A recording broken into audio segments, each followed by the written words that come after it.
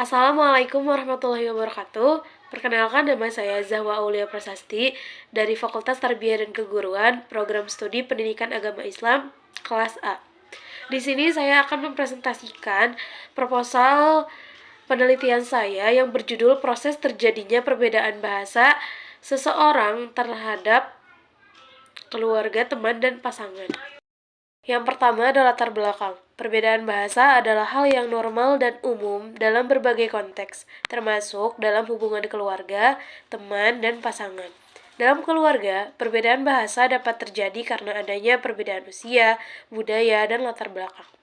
Misalnya, orang tua mungkin menggunakan bahasa yang lebih formal dan tradisional, sedangkan anak-anak menggunakan bahasa yang lebih modern dan populer.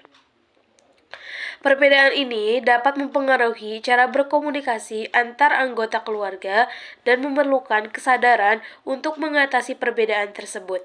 Dalam hubungan teman, perbedaan bahasa dapat terjadi karena adanya perbedaan latar belakang, budaya, dan minat. Misalnya, teman yang berasal dari daerah yang berbeda mungkin memiliki logat yang berbeda yang dapat mempengaruhi cara bicara dan berinteraksi.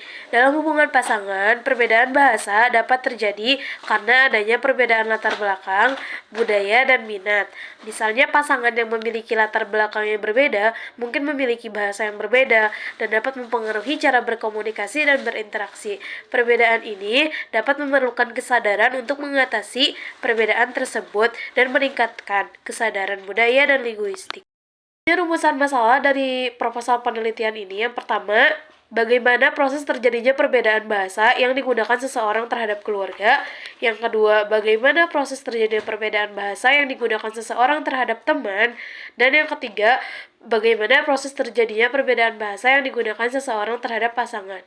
Yang keempat, apa saja faktor-faktor yang mempengaruhi perbedaan bahasa tersebut. Dan yang kelima, dampak apa saja yang terjadi. Selanjutnya, tujuan penelitiannya, yang pertama untuk mengetahui proses terjadinya perbedaan bahasa yang digunakan seseorang pada keluarga, teman, dan pasangan. Yang kedua, untuk mengidentifikasi faktor-faktor yang mempengaruhi perbedaan bahasa tersebut. Dan yang ketiga, untuk mengetahui dampak yang akan terjadi ketika adanya perbedaan bahasa yang digunakan seseorang pada keluarga, pasangan, dan teman. Selanjutnya, kerangka pemikiran.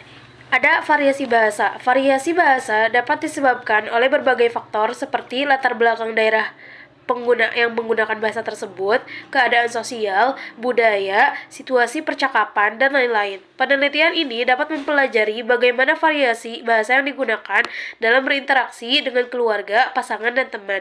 Penggunaan bahasa dalam keluarga.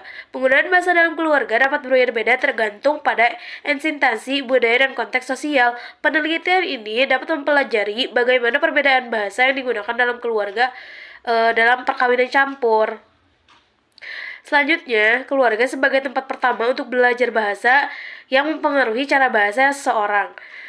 Yang kedua adalah cara berbicara dengan teman. Berbahasa dengan teman sebagai bagian dari jaringan sosial mempengaruhi cara bahasa digunakan dalam interaksi sosial.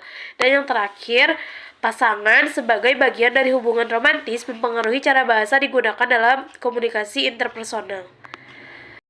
Selanjutnya, penelitian terdahulu. Penelitian terdahulu ini bertujuan untuk mendapatkan bahan perbandingan dan acuan. Selain itu, untuk menghindari anggapan kesamaan dengan penelitian ini. Maka, dalam kajian pustaka ini, penerbit mencantumkan hasil-hasil penelitian terdahulu.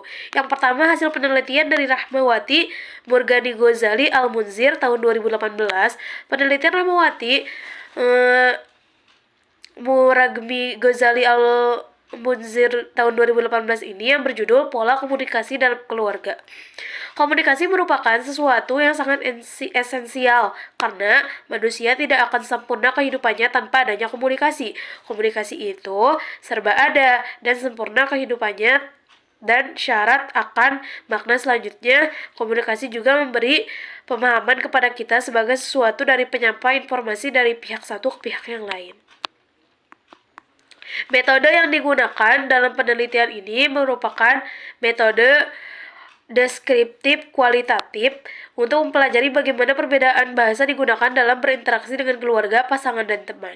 Teknik pengumpulannya dengan teknik pengumpulan data yang digunakan dalam penelitian ini, teknik wawancara, observasi, dan analisis data.